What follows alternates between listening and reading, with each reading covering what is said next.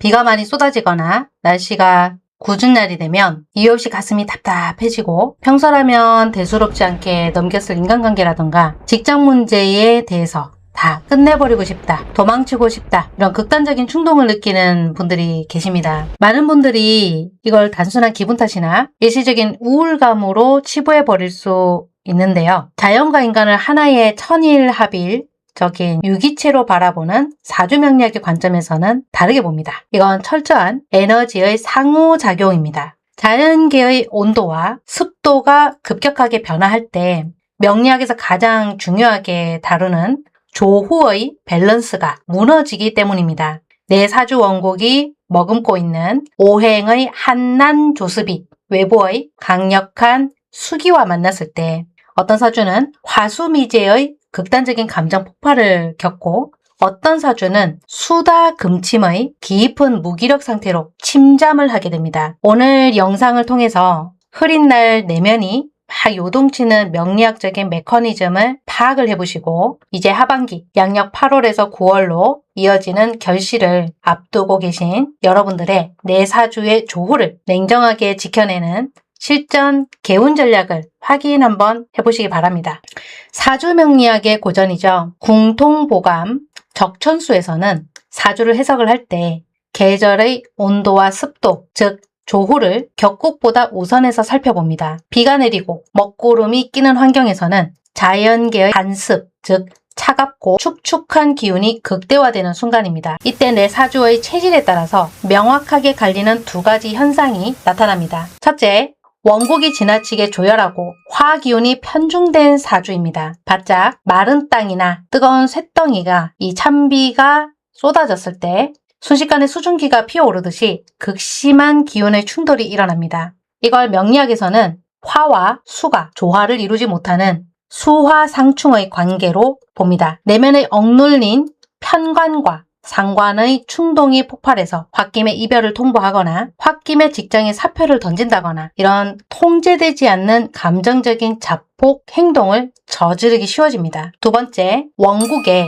금과 수가 태과해서 이미 한습한 사주입니다. 외부의 수기가 더해지면서 사주 전체가 차갑게 얼어붙고 정체되는 동토와 수다목보 현상이 발생합니다. 기운의 순환이 막혀버리면서 표현과 활동력에 해당하는 식상이 극도로 마비가 되고 머릿속에는 안개가 낀 것 같은 브레인 포그, 극심한 자기 비하 아니면 불안감이 증폭이 되면서 무기력의 늪으로 번아웃의 상황으로 빠져들게 될 수 있습니다. 결국에는 비가 오는 날 일어나는 극단적인 충동이나 무기력은 내 의지의 문제가 아니라는 겁니다. 외부의 한습이 내 사주에 아주 취약한 조후를 강하게 타격을 하면서 발생하게 되는 명리학적인 편중 현상입니다. 자, 이제 사주의 조후 균형이 일시적으로 깨졌을 때 감정적으로 흔들려서 저지르기 쉬운 치명적인 실수가 있습니다. 첫 번째, 한습에 잠식되었을 때 인생의 중대한 결론과 도장을 찍는 것입니다. 사주의 수기가 과도해지면 인성과 관성의 판단력이 흐려집니다. 흐린 날 밤에 충동적으로 내리는 계약 파기나 진로 변경 같은 경우는 왜곡된 조후의 결과물이자 산물입니다.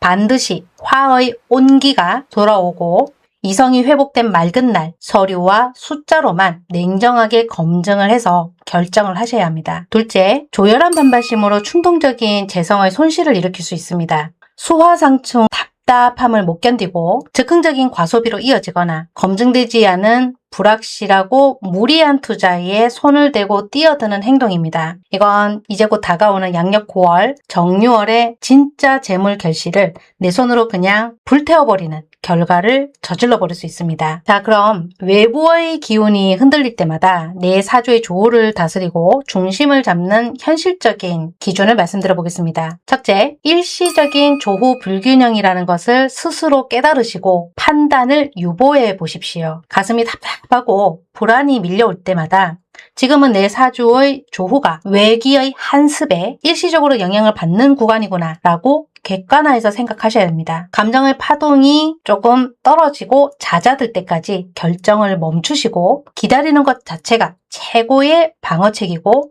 최고의 액땜이 됩니다. 두 번째, 뜨거운 화와 양기를 보충해서 기운을 순환을 해보십시오. 따뜻한 차를 마셔서 뱃속의 온기를 데워보시고 조명을 밝게 켜주시고 내가 머무르는 공간을 단정하게 정리정돈하시는 것만이 명리학에서는 부족한 화의 온기와 목의 생기를 불어넣게 되는 아주 훌륭한 환경적인 개운법이 됩니다. 사실 개운법이 따로 있는 것은 아니에요. 자, 그럼 세 번째, 뇌사주 원곡의 아주 고질적인 조후 편중을 정밀하게 전문가에게 진단을 받아보시는 겁니다. 날씨나 계절의 변화가 올 때마다 유독 금전이나 재물, 직장, 아니면 인간관계에서 계속 반복되고 있는 위기를 겪고 계신 분들이 계시다면 이건 내 사주 원곡과 현재 대운이 어떤 글자에서 심각한 병을 앓고 있는지 진단을 해봐야 한다는 강력한 신호가 됩니다. 부동산 매매나 직장 이직, 중요한 계약, 아니면 풀리지 않는 인간관계의 애매한 기로에 서 계시다면 혼자만의 억측으로 위험 리스크를 감당하지 않는 것이 좋겠습니다. 당장 갑자기 비가 쏟아진다고 했을 때 가슴이 답답하고 불안해서 빠른 이성적인 판단이 필요하시다면